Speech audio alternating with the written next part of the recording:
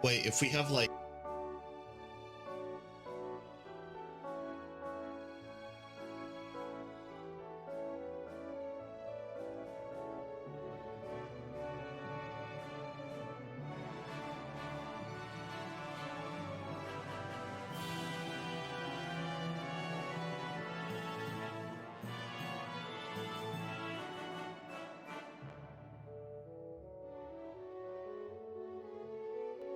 One.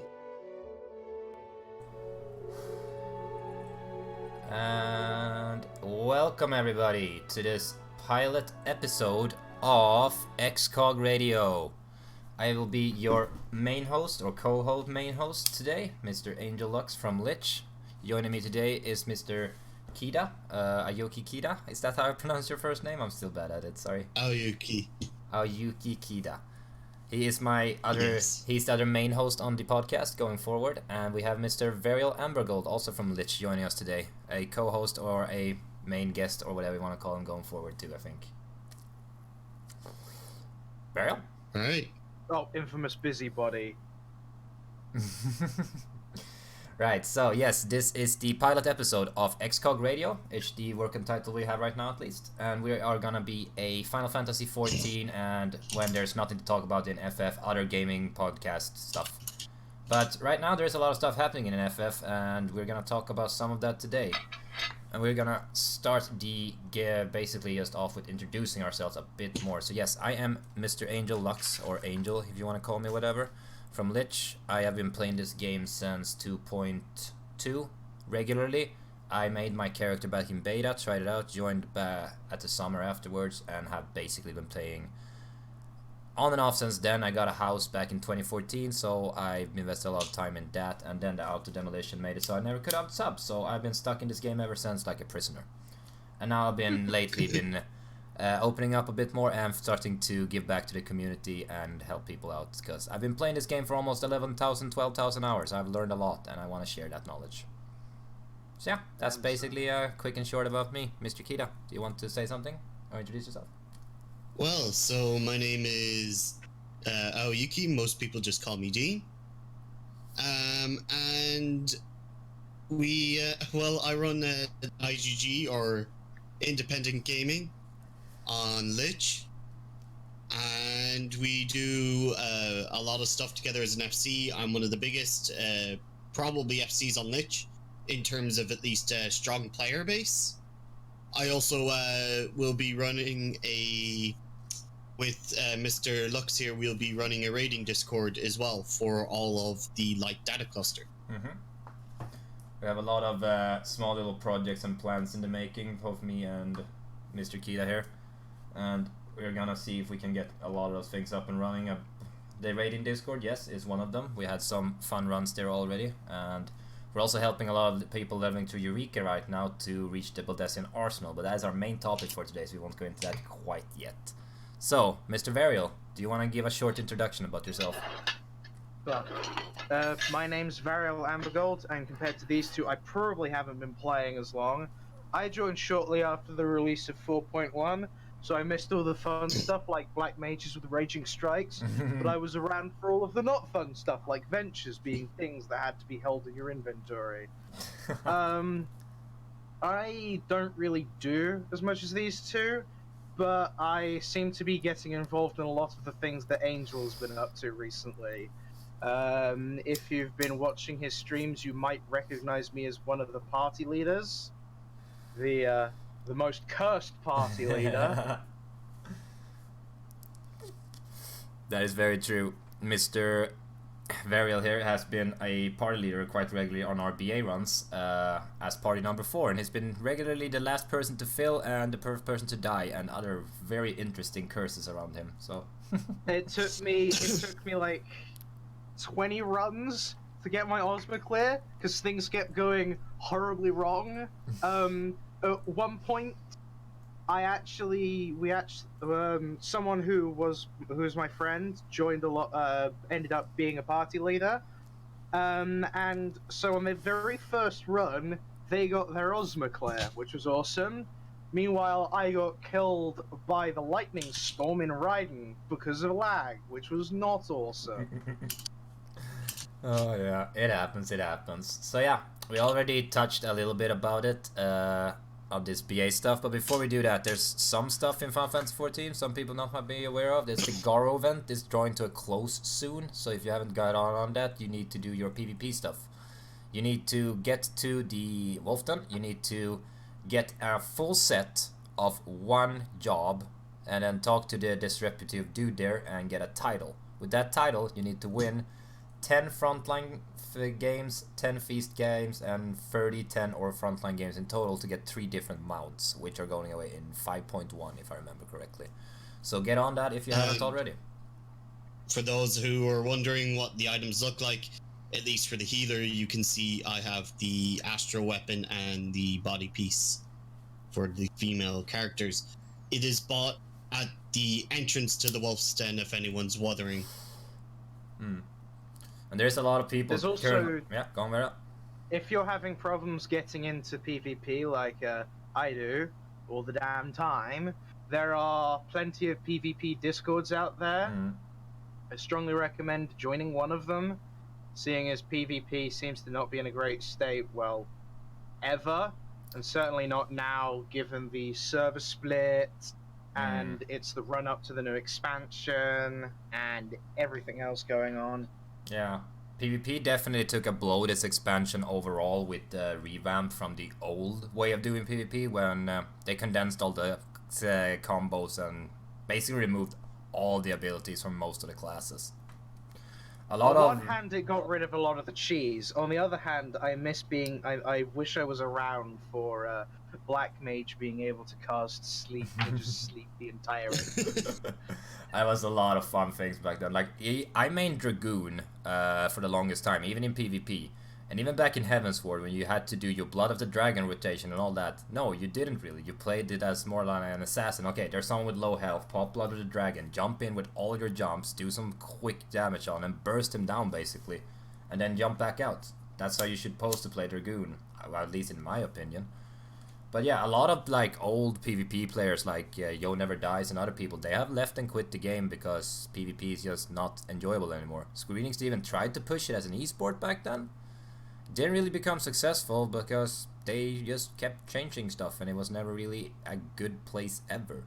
But people still enjoyed it, but not so much anymore. To be honest, PvP in all MMOs could never become a competitive esport just due to the kind of aspect of it.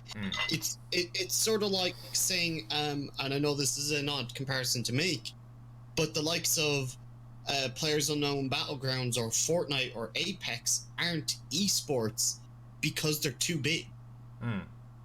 Exactly. You can't have something with that many players as an esport, realistically. No. Yes, in the certain scenarios with the 5v5s, you probably could, but it's still not all that competitive to watch. It's not like watching a League of Legends game, for example. Yeah, and I watched one of the early PUBG tournaments, and one of the real issues they had was like they did not know how to cast it or show it.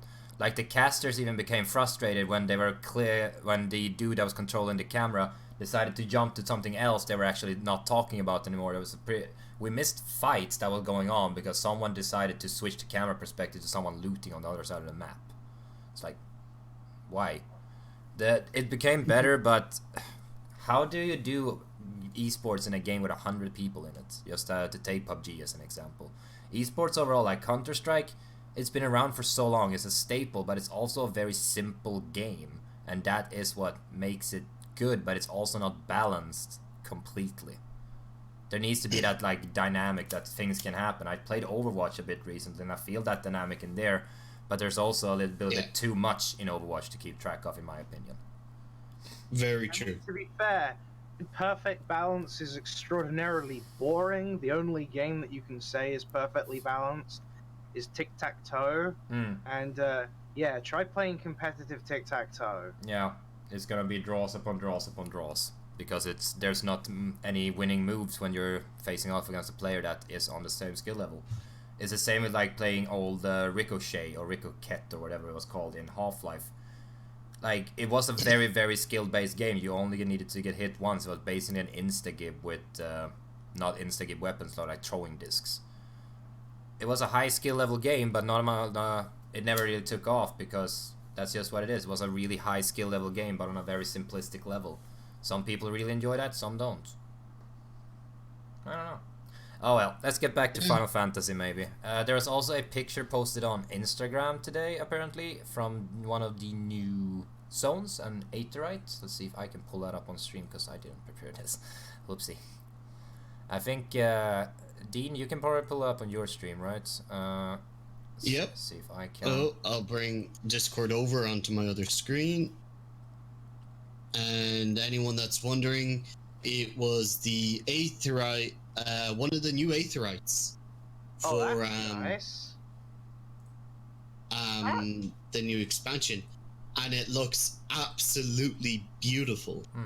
That actually makes me think of Limsa Lominsa. It kind of reminds me of Limsa Lominsa, but like in a darker kind of theme. Yeah. Like well, not necessarily Limsa Lominsa, but the areas around it, like that looks like almost around exactly like Swift Perch. Yeah, around Swift if Perch. Swift Perch wasn't turned into an uninhabitable wasteland filled with dodos. Yeah, but around Aleport or Swift Perch there, yeah, that Shingani area, Beast Tribe area in Limsa or Las Nosea, yeah. It definitely reminds me of that too.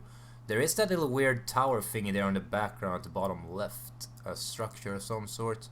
Can that be a town? I don't know. Hard to tell. Oh yeah. That looks like a wall. Some spires. Trump's wall? Yeah, some spires and some towers. I don't know. Looks cool at least. I mean, to me, that just looks like a rock. Well, like... Sorry, that just looks like a rock that's been worn into a tower-like shape by the ocean. Yeah, it could have been. Like, it could have just been one of those, like, cliffside rocks that were plummeted by the sea for the longest time. And then they put some, like, guard spires or watchtowers or lighthouses or whatever it's supposed to be on there.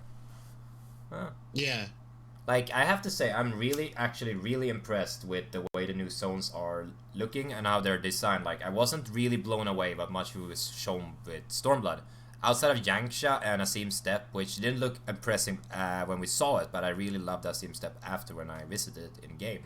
I mean, as a prolific gatherer, I've spent an inordinate amount of time in the Stormblood zones, and you can clearly tell that they cared more about Othard than Girabanya. Oh yeah. It's like you go to Othard, and it is lush, it is colourful, it is varied. You have everything from the Ruby Sea to the rolling plains of the Azim Steppe. When you go to Girabanya, it's do you want dusty brown with the light tint of green, dusty brown with immense amounts of salt, or dusty brown but you're getting shot at by a Garlean? Yeah. And that's one of the theories I actually have, one of my major theories about Final Fantasy. I will just give you the condensed version. But back in 1.0, we already knew that Alamigo and Ishgard was gonna be a thing. It was mentioned quite preliminary prevalently in the lore. So when Yoshi P took over, he had to first of all fix Eorzea, and then Ishgard and Alamigo were already on the docket. They did Ishgard, that was their first expansion. They were like, okay, we are on track. Now maybe Yoshi P and the team wants to do some of their own shit, but Alamigo was still there. They still needed to do Alamigo. Tanaka Legacy, basically, 1.0 Legacy, was still promised to the community. So instead of giving Alamigo an entire expansion, Yoshi P and the team decided to give it half an expansion and actually do what they wanted to do more with Kugane and Othard. That's my theory, at least. I mean, I've mentioned something more or less to that effect to most of the people in my FC, and regardless of whether you think it's necessarily that or something else, you can clearly tell the devs did not care as much about Alamigo as they did about Yangzhe. I mean, even compare Lise and her character arc and her becoming the new leader, how much time she got compared to glorious Princeling Hien and the insane amount of screen time that he got. And again, this expansion was named Stormblood. How many people died? There was like 2 minor characters, one called Conrad and one I don't even remember. Those are the only people that actually died. More people died in the 2.55 ending cutscene. Sure, there were minor characters, but at least they died. I'm not saying I want people to die, but you know, you were telling us all the time that Final Fantasy was going back to this more greedy roots and Stormblood, you know. I don't know. I mean, Stormblood may not have killed its players in a Game of Thrones style spree, but I don't necessarily think it was that bad. I mean, honestly, after Heavensward, I'm glad that Stormblood wasn't in quite that grittier tone. Ishgard is the physical embodiment of seasonally affected depression seeping into your senses. Yeah. I think overall Stormblood for most people was kind of underwhelming anyways in terms of overall expansion. Like, we came out of probably the best story of Heavensward, you know? Like, there was no beating that story. And I think now all they have to hope is with the, what is it, Shadowbringers? God, why do they have to have another SB? But with Shadowbringers, they're going to have to up their story to make it interesting, to make people want to really, really connect with the game again. You know, go, I want to see this character. Like, how many characters can you say that you had a better connection to than Lord Horsefont in Heavensward? You know, he was one of the nicest characters you could meet. He took you in the time of need, all this, and then he dies. Well, I mean, before that, Harshaphont was introduced way before Heavensward. He was not necessarily a major character, but he was a prominent character in the Coerthus parts of the ARR storyline. So he was quite well established. I think I found that in my experience, I think a lot of people overstate the problems with Stormblood because of how good Heavensward was. Like, a lot of people like, oh, Stormblood's god awful, they gutted the classes, the story was shit, they've ruined the game. When really the only problem that Stormblood had was the story was kind of mediocre compared to Heavensward. Yeah. I mean, like, actually, mechanically speaking, I think that Stormblood is significantly better than Heavensward. The 24-mans are more mechanically interesting. The 8-man raid was more interesting. The fights have become more complex. And there's a lot of moments in the content in Stormblood which the community have absolutely loved. I don't think I've met a single person whose reaction to catching the sword in Suzuno wasn't something along the lines of I do agree that they added a lot of very interesting mechanics this expansion to, like, bosses and dungeons, and like rather than like adding them into Savage content, which was kind of what was done in Heavensward, where the harder content or like more mechanics was added into other like Savage content in Heavensward, and there wasn't really much changes in terms of like how combat was going to act in a dungeon. But in Stormblood, there was a lot of dungeons that added in new mechanics that were really interesting. Like, I mean, a good example of that is literally the very first boss, the very first dungeon of Stormblood, the Siren Song Sea. The Virgin Tears one? Yeah, the final boss, Lorelei, with her forced march mechanics, and you had to avoid being just run right into a dot puddle that would melt you. And And the boss, I think it's the second boss, second boss, where basically you have to dodge his puddles by reading where his minions go. Yeah. I mean, I think in terms of gameplay, this is unpopular opinion alert, but in terms of gameplay, Stormblood is superior to Heavensward in almost all retrospects. It's just that a lot Story of people, sucked. yeah. Not even all of the story. No. A lot of people Towards the I end, know, it got really good. a lot of people I know like the 4.x storyline. Yeah. But aside from Xenos, pretty much most, if not all, of the 4.0 storyline was most of it wasn't even bad. It was worse than bad. It was boring. Yeah. And not just was it boring, it was pretty like disfigured, disjointed. Like it was split up between two continents and two different conflicts, that the only common uniting thing was the enemy. And sure, that kind of works, and I don't know. Like, but I would admit, was, yeah, go.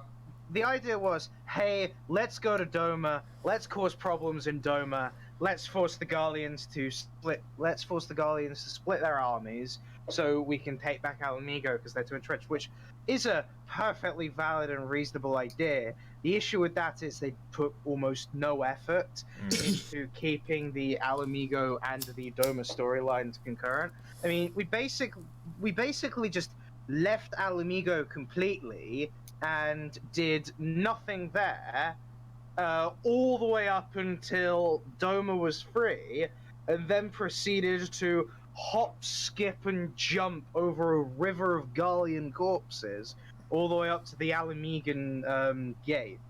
Yeah, and I would admit I did have a little tear of joy when that we brought down the gates of Alamigo, because I thought something epic was about to happen. I thought we were gonna about to unlock a new part of the map and like go into the city and have like an instance fight. No, we got a dungeon. Just to add as well, I think with the story, because someone commented on the stream that they said they liked both Heavensward and Stormblood's main story, and I think it's gonna come down to personal taste as well when you think about it. What's your personal taste on it? Me personally, I loved Heavensward because I love dragons. Who doesn't like dragons, right? Yeah. Interdimensional aliens have come to steal our children. And I do think in a matter of taste, it does have to come down to, well, in a matter of thing, it comes down to taste, you know? Whether or not you liked the story or not. I gotta say, I didn't like the beginning of Stormblood, but the end of it was really good. Yeah. It started to come together and really made me like it a bit more. And solidified kind of like things that I wasn't sure about. Yeah. Like, which, don't get me wrong, Heavensward also done at the end of itself. Oh yeah. But I would really like to say that... Also go on. I would just like to say, like, everything in Stormblood, story-wise, yes, as you said, it started off slow. It had its moments, it definitely had. But everything that happens in the Asim step, I would say, is pretty good. Like, even in the main story, the first time you go through there with the Nadam, that whole thing, and with all the different tribes, I've never was the biggest, like, lore fan of auras, but I always digged how auras look, like, especially the females one. Maybe not the male one so much, but you know. But getting there and seeing all these different tribes and how their society worked and how brutal it was, like, in this setting, and that's, like, almost nomadic tribe sort of thing, was like, this is really cool. And going back there the second time, not to spoil any current 4.x story, but that was brilliant and I laughed my ass off. Yeah. Given, the problem isn't that the Stormblood story was bad. The Stormblood story was serviceable at its absolute worst and genuinely really fun and enjoyable at its best.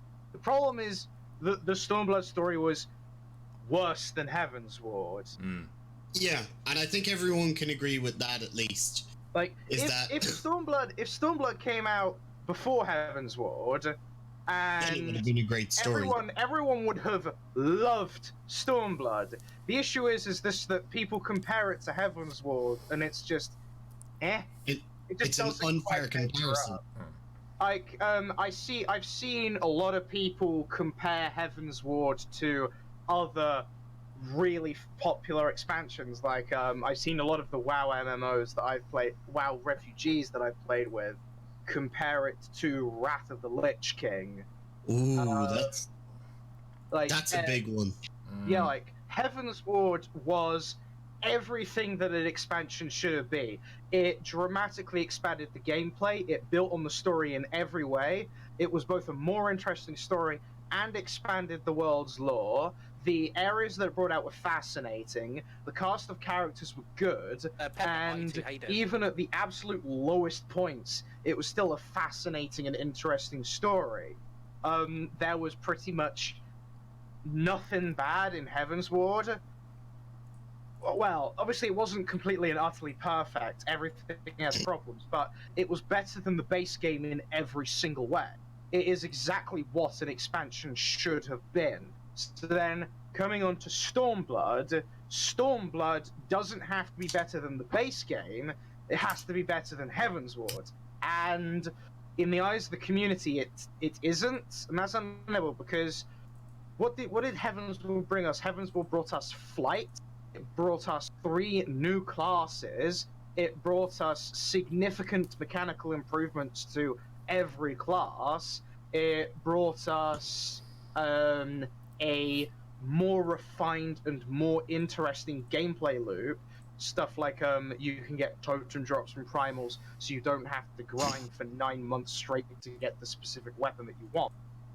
Whereas a lot of what Stormblood brought us was more quality of life thing, like Beastman currencies and ventures being rolled into the currency tab, fights having more unified AoE markers, the classes generally played smoother, except for Dark Knight and Machinist, the poor bastards. Well, they had 2 years to fix it, and they kind of realized they couldn't, so we'll see in Shadowbringers. Yeah. I think another thing that they really made a huge difference with in Stormblood, right, in terms of classes, was definitely the cross-class abilities.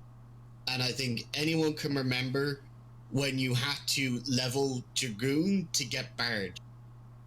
Would know what I mean by that. Yeah, or as I mentioned earlier, I'm too much of a sprout to have actually been around back then. But there was stuff like every tank had to level Paladin for Provoke. Yeah. Like, the issue with the cross-class skills is a lot of people look back on them with rose-tinted glasses, being like, oh, I could multi-class a little, I could pick up Cure on my Black Mage, I could bring along a buff on my tank, I could expand beyond my rolls slightly.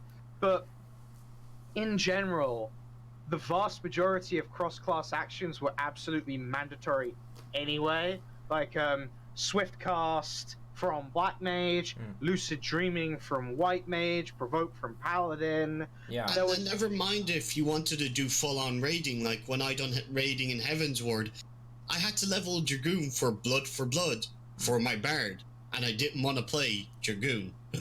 No, Yeah, but like, that was also...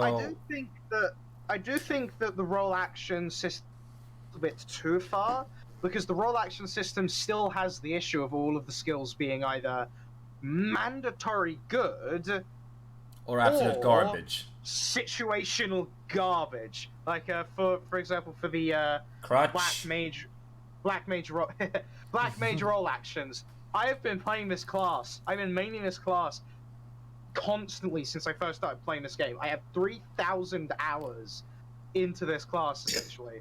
How many times have I used Break or Drain in serious content? No. I never have. Like, I want to add on to this entire discussion. So, you were talking about the cross-class system 2.0 with rose-tinted glasses. Like, one of the things you need to remember about that system, it was also in place to pad the game, because there wasn't that much content. But with the release of Shadowbringers or Stormblood, there was a lot of content. There was too much content. Unsyncing had become a real thing because a lot of people don't want to bother learning those content on when there were new fancy abilities to be used.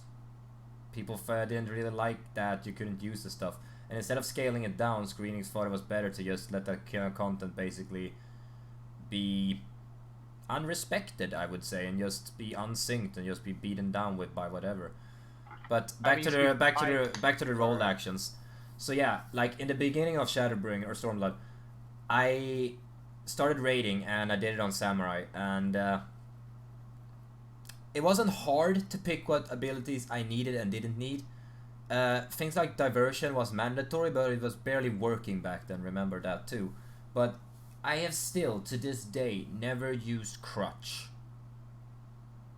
Ever in a situation. I have never seen a situation where someone has had a slow debuff that I could have cleansed from them. I don't even remember exactly how Crutch works. Pull it up real quick. Removes bind and heavy from target party member other than self. Like, everything about this ability is just terrible. Like, it's on a 1.5 minute cooldown. The vast majority of status effects in this game cannot be cleansed. Bind and heavy are, in the majority of fights, either largely ignorable or so bad that you're not going to have enough time to use Crutch on them before they get turned into a smear on the ground. Exactly. And you can't use it on yourself.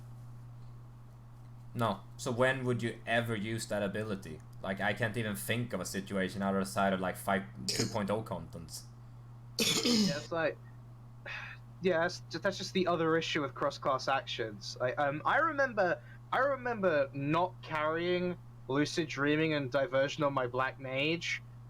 Oh yes, because at the time I only really did casual content, and it was a choice between take one of those or drop Surecast, which just allows you to flat out ignore several mechanics. Yeah. Or But Square Enix basically confirmed themselves that the role actions are a failed system. Like, most classes only really needed 1 or 2 more slots to make it completely viable. But they gave us all of them. Like, here, you complained about not having the role actions, here you go. But yeah, we also complained about hotbar space. Oh yeah, can we get new hotbars? No, PS2 limitations or whatever. PS2 limitations. Yeah, sometimes it does feel like they're doing that, though.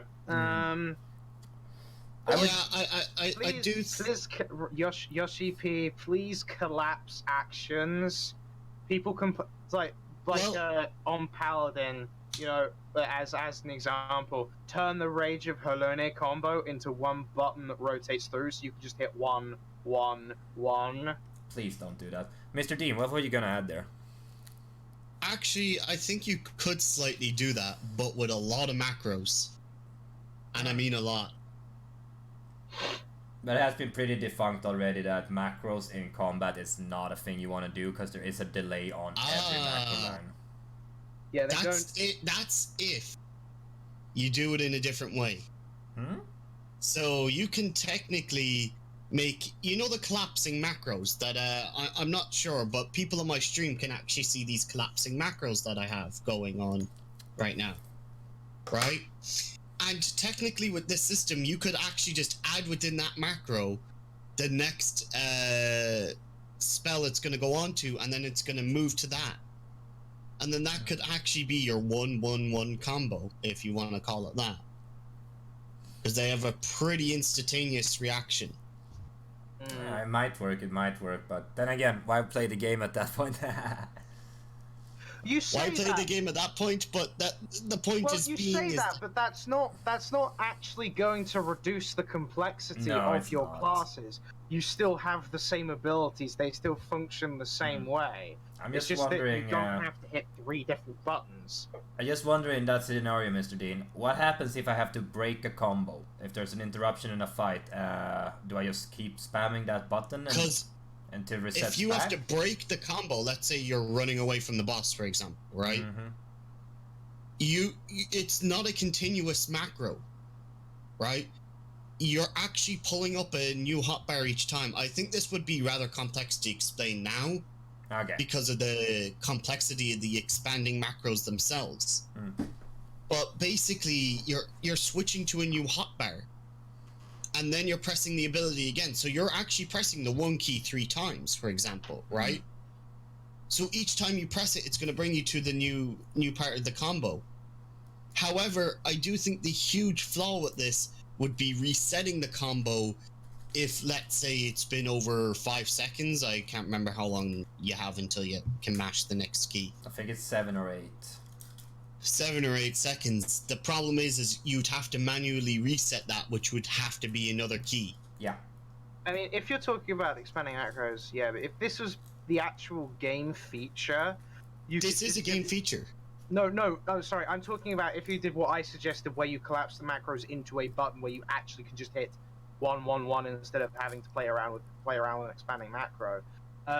You can just simply make it so that your combo can only be executed 1, 2, 3, and if the combo breaks, the button just resets at the start of the combo, because there's essentially no reason to use any of your combo abilities out of combo, because not only does that absolutely gimp the potency, in the vast majority of the time, the secondary effect, like boosted potency on your boosted aggro on your aggro combo, only activates when it's done in combo.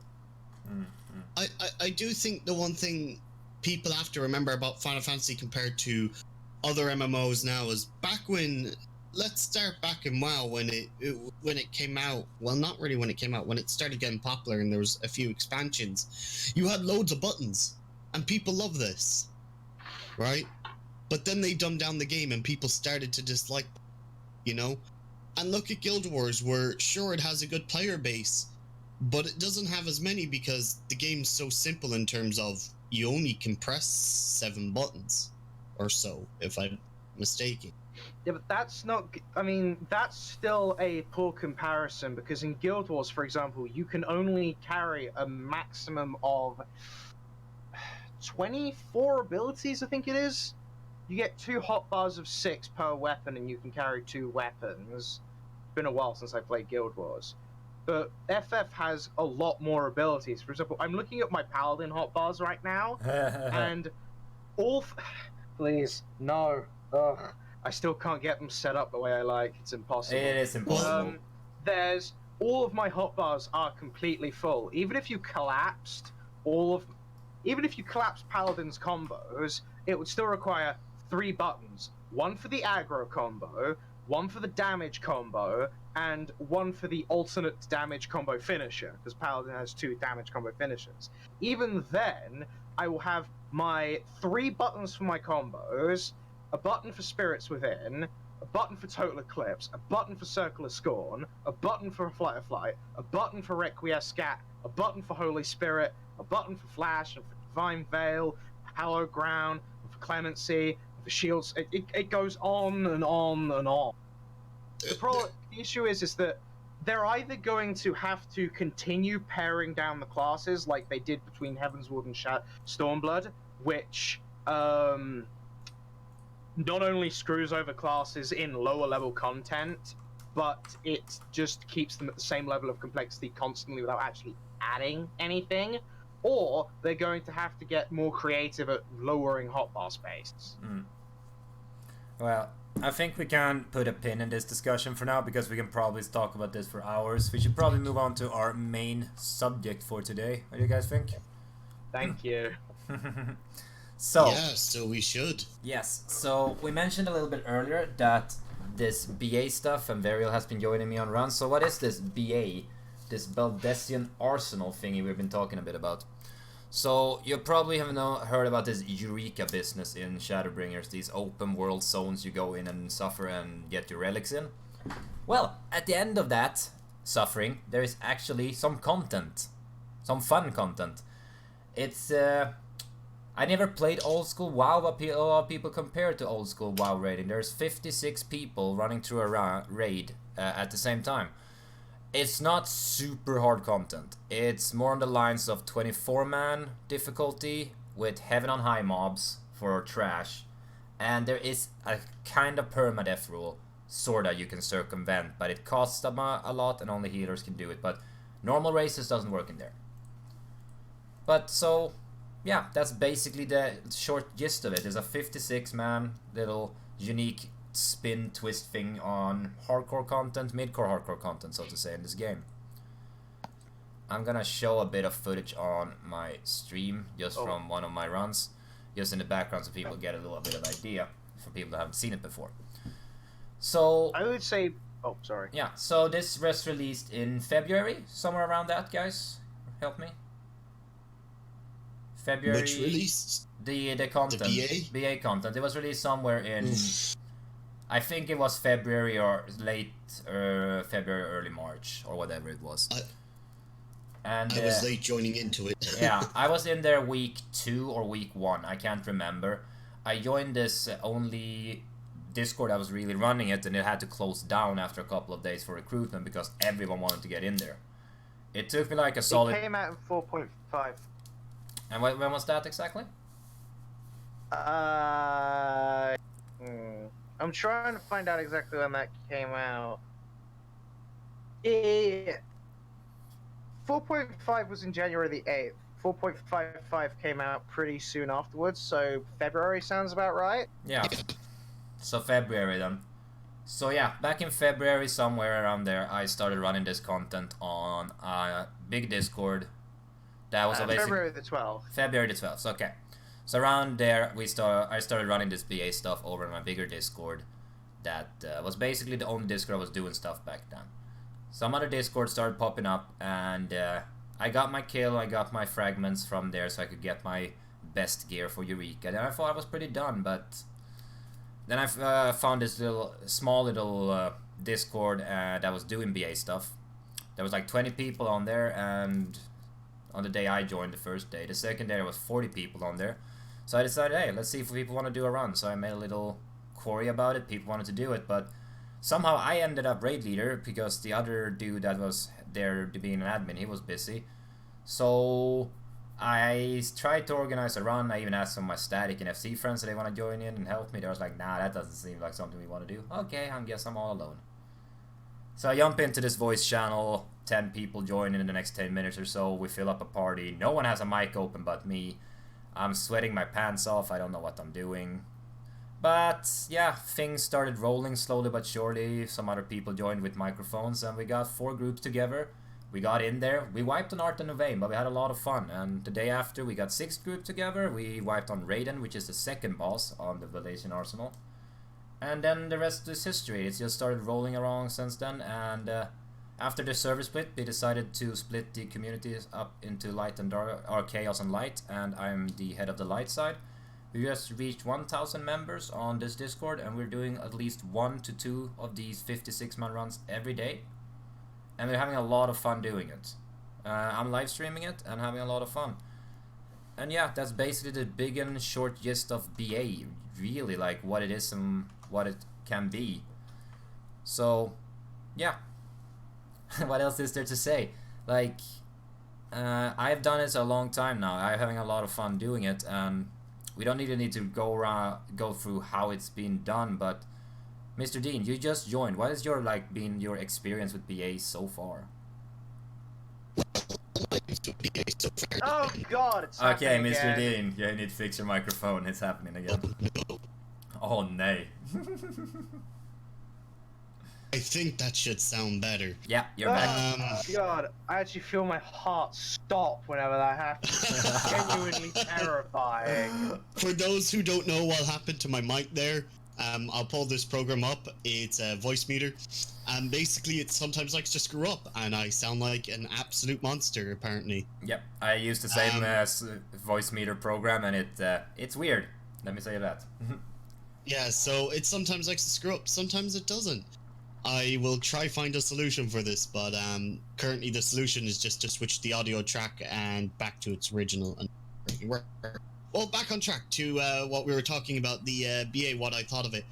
I found it very interesting. Obviously, the one reason why I wanted to do BA was the Osman mount. I had no other reason to do it bar the Osman mount. I didn't care about the clear, the title, or anything else at that point. And when I got into it, I was like, wow, so this content's pretty interesting. It's like a mixture between... It's like a Savage 24-man, except with 56 people. Yeah, basically. But it's a little less than Savage because the mechanics aren't as intense. Like, don't get me wrong, like, Ozma definitely resembles how the Weeping City originally felt to me when I first done it. Oh yeah, that was a slaughter back on release. Holy Ooh. But it got even more intense with the the black hole mechanic that they added, which did add a little bit more complexity, and actually being able to read the boss's moves is also a little bit more difficult, which does make it very, very interesting for Ozma. Yeah. So overall, I've like really enjoyed it. I actually can't wait until I do a party lead for a PG run, it's actually an Ozma run on Tomorrow. Yeah. I'll be party leading for my first time. So those who are there, please be gentle. I will be. I'm a good party leader. I promise you, I will lead you to your death. Just follow your leader all the way into the death. And I will be raid leading on that run tomorrow, and we will be having a lot of fun as usual, and hopefully get another kill on Ozma. The thing about Ozma, and I say hopefully, is there's 56 people there, and there's individual mechanics. There's lag, there's server tick issues, and there's visibility issues with effects and names and everything. Sometimes a mistake happens, and that can cause a wipe very, very easily. Just like an early pull can cause a wipe very, very, very easily even. So I got one comment. Am I going to test more reflecting stuff? And the answer to that is absolutely. I've already tried reflecting many things, and believe me, I will find out what will reflect. Believe me, YouTube series, will it reflect? Will it reflect?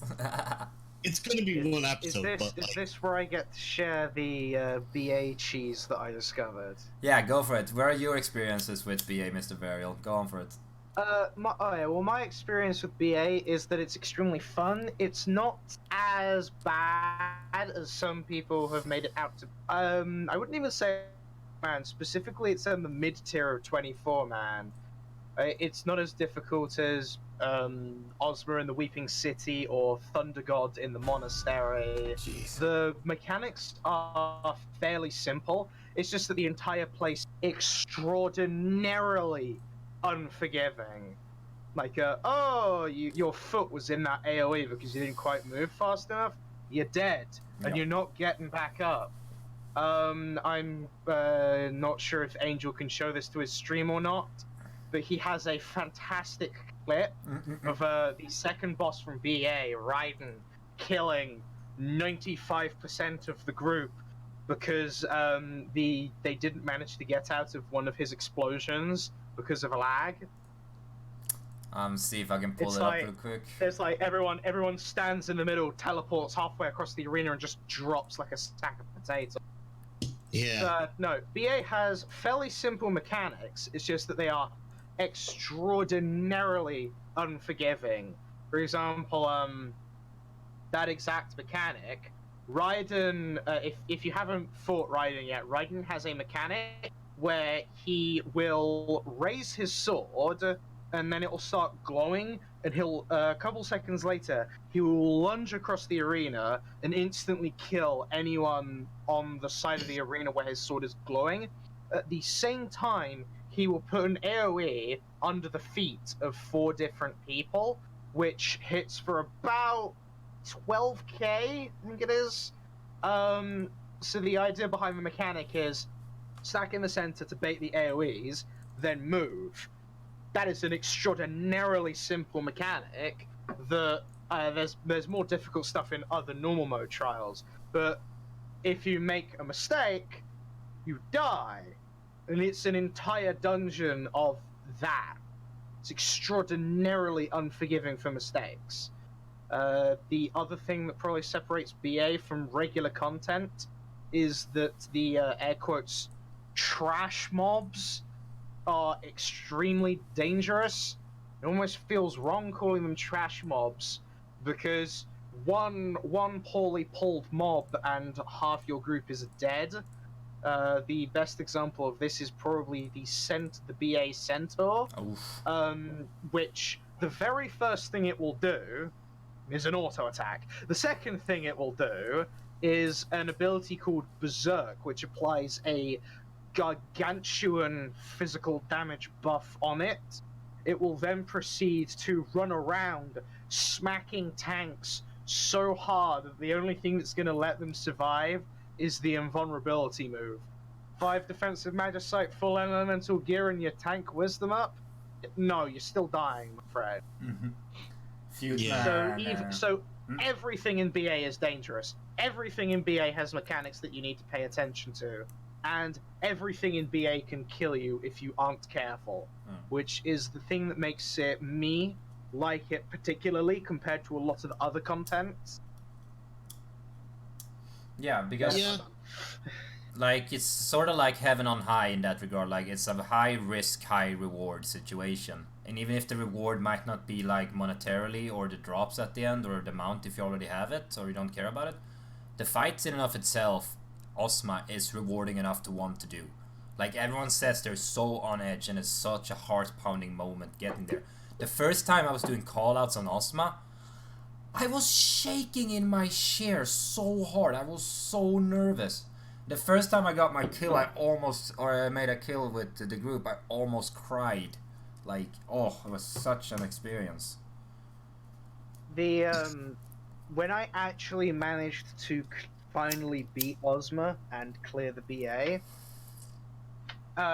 it was so bloody satisfying. I compared it to the time that I managed to clear O10S Savage, and for me particularly, my static for very, very different, for many reasons, was stuck on that fight for 5 bloody months.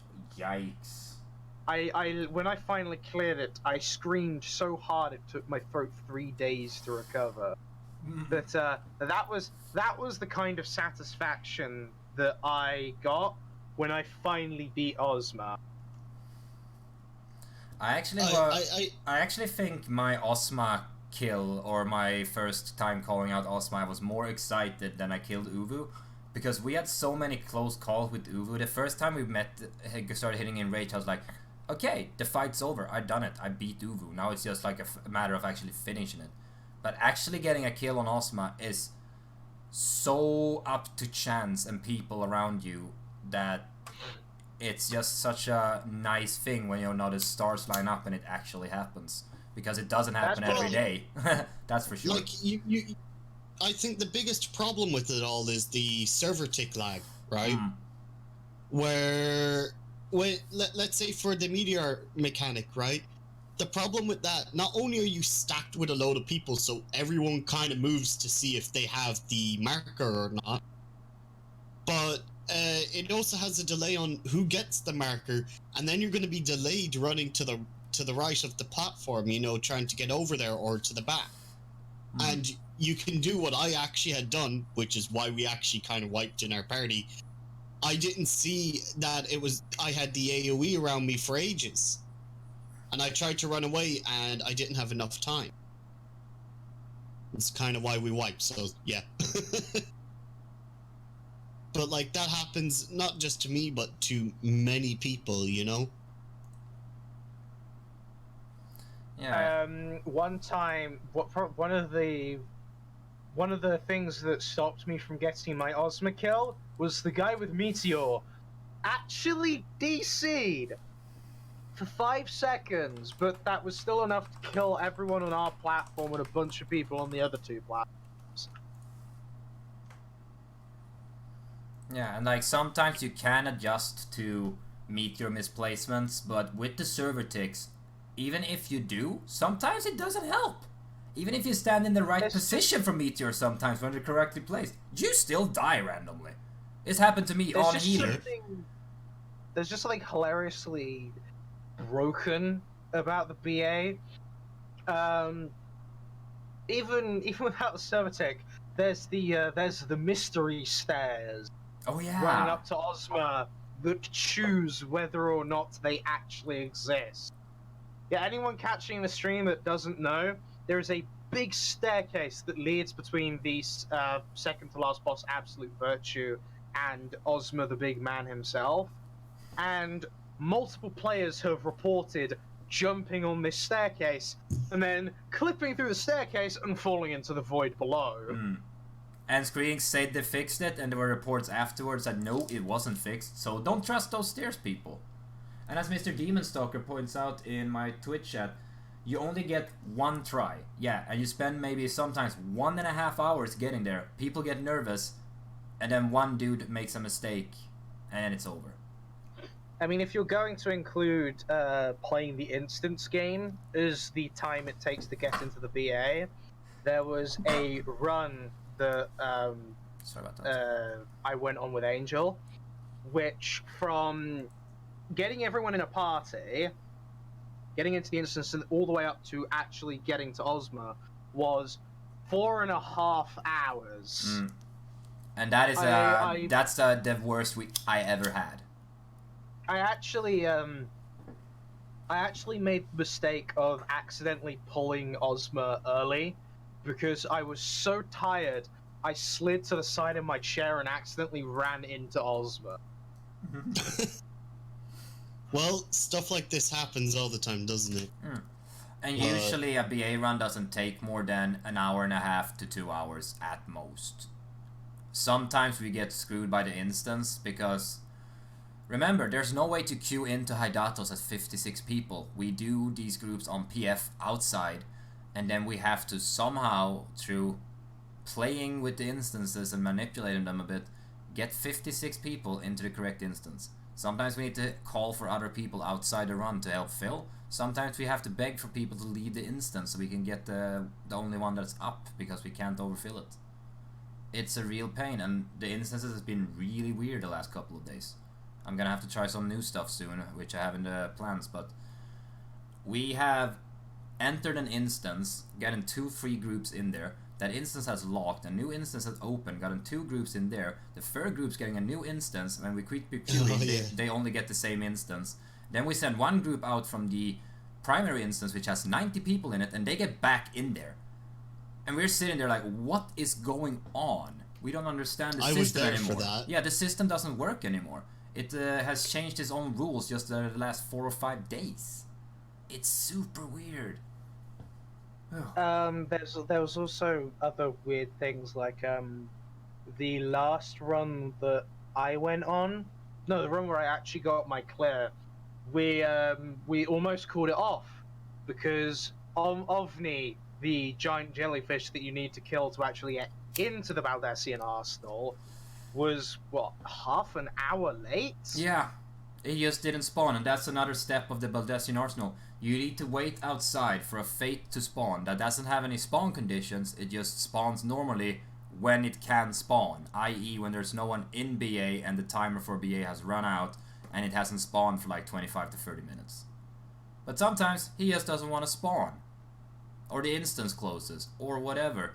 But when we have killed, when you do kill Ovni, all 56 people will get marker or a portal buff, and then blue portals will spawn around the map, and we have to wait until those blue portals turn to red and then go in, which takes like 5 to 8 minutes. Why couldn't we just queue into this like a normal duty? It's so dumb on so many levels, and people go around clicking these portals when they're not supposed to, screwing other people over because Square Enix can't program a list array properly. And there's a lot of people that just doesn't know about BA, and they're like, oh, shiny portal, what's this? And then people get a little bit sad and angry, and we try to not make a big deal out of it, but a lot of other people have reported and been almost harassing to people like this, scare them away from the content completely, because they just weren't aware, or they didn't speak the language, they hadn't heard the news. And then they click a portal, and then they got reported from 50 people, and got thrown into GM jail for something they didn't even know about. It's ridiculous. Also, there's the issue about the stabilizers just basically not working. Yeah, I mean, it was a somewhat smart idea, but everyone thinks you need one of those items. You don't. I thought you needed them. I got one before I went on my first BA round. I was like, don't use them. I was like, oh! Why did I spend 500 crystals on it? Hello? Why don't I need it? Okay, that's weird. No, it will screw people over. Okay. That doesn't really make sense, but sure.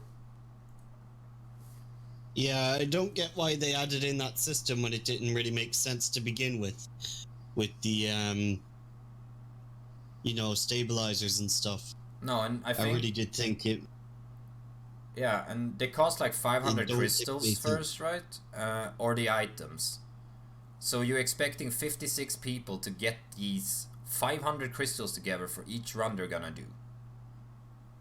No, they didn't. They nerfed that. They nerfed it to 100. Sure. But still, you can't expect everyone to show up with a stabilizer every time. That's a lot of grind, and believe me, I have a lot of plates and a lot of clusters. Last time I did moist box farming, I didn't get a single fucking thingy from there. So I couldn't make any stabilizers after 3 hours of work. It's like, why did I even bother? You don't need 500 of 3 different crystals.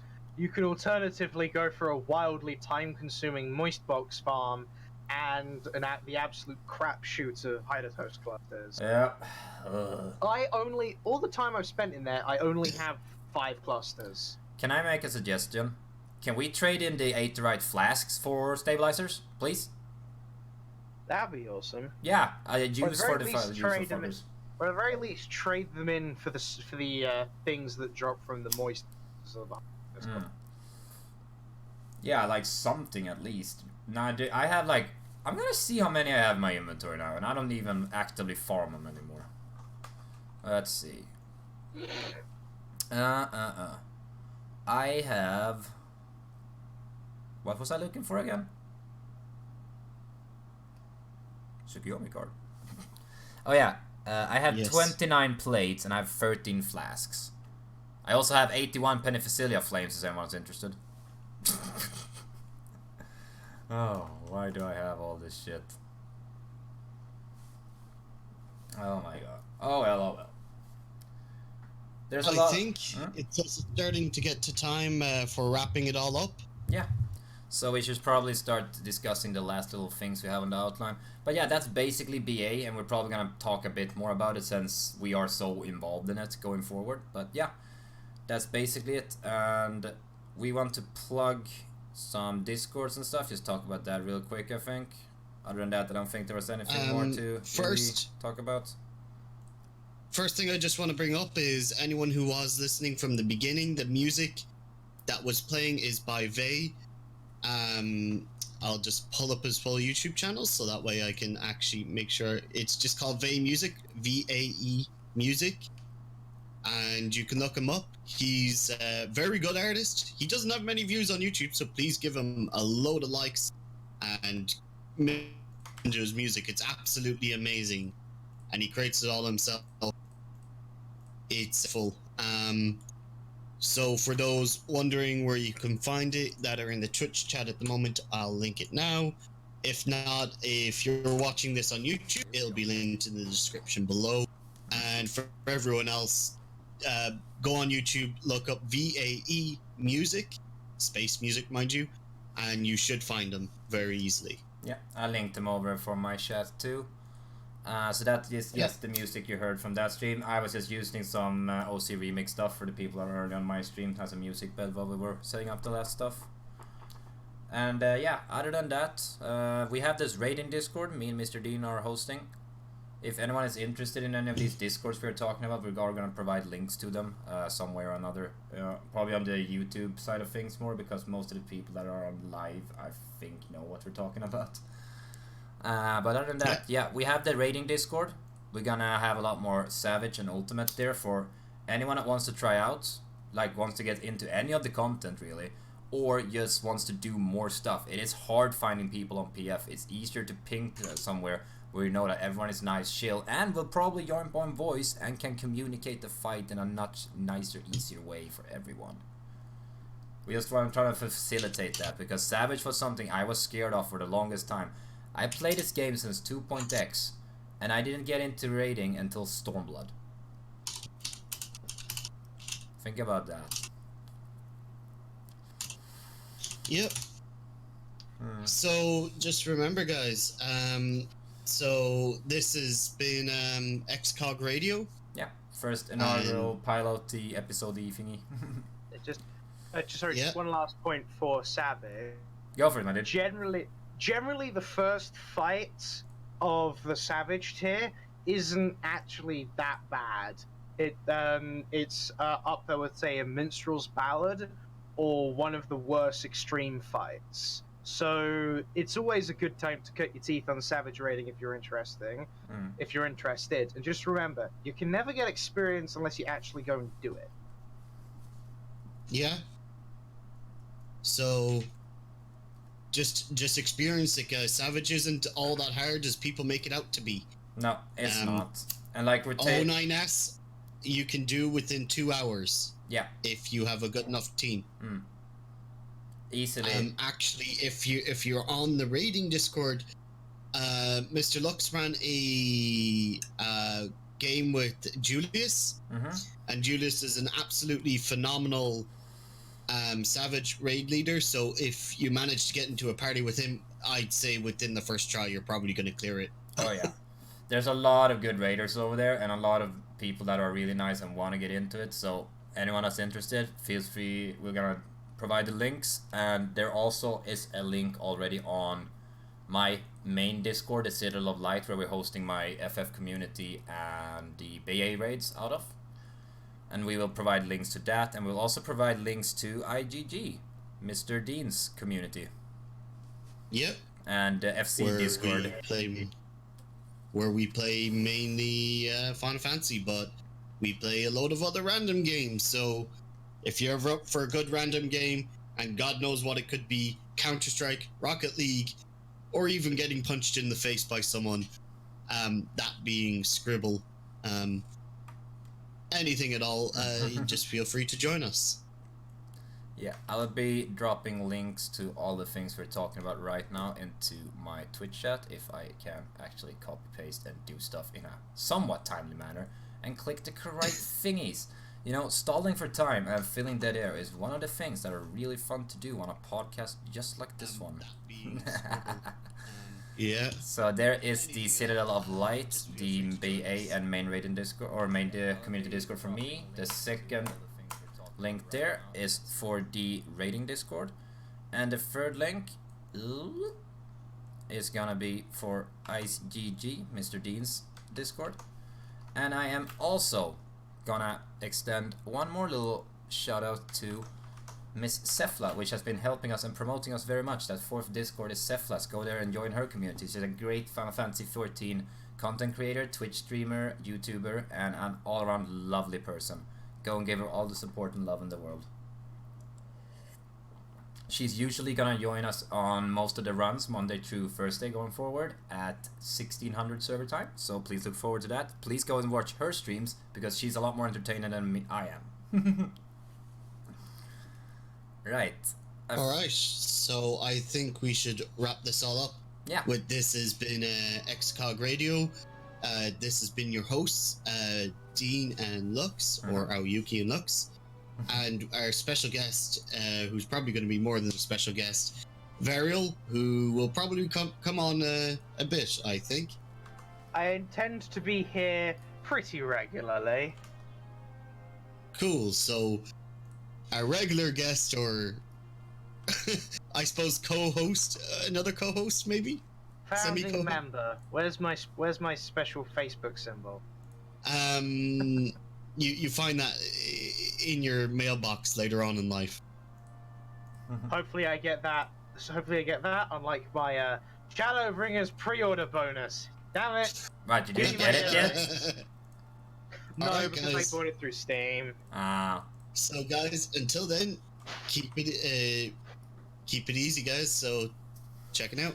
Yeah, everyone, have a good one, and I hope to see you next time on the first episode and the first proper episode of ExCog Radio. This was a lot of fun, and I think we can definitely work on this and have a good product and a nice thing going forward here.